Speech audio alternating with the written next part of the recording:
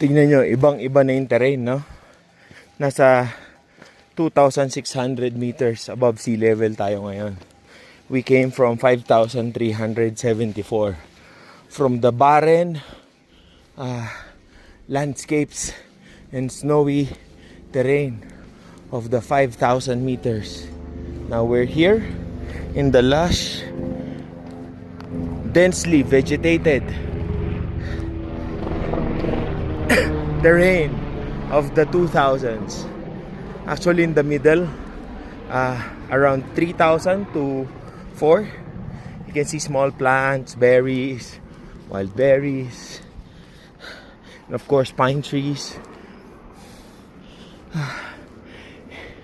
In those 11 days, you can see the not so gradual changes in the terrain. Again, look at this one. Very dense compared to the moraine landscapes of the high altitudes. Again, this is Nepal for you.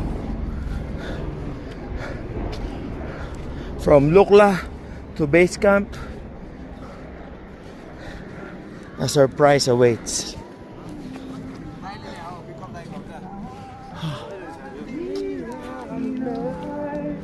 See?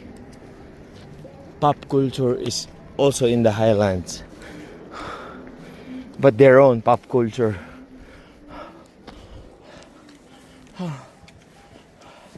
Pagod na ako? Ay, hindi pa pala ako pagod. Hindi pa pala. Drama ko lang yun. Oo, galing mo ah. Yan. That is where we tasted Tibetan roti.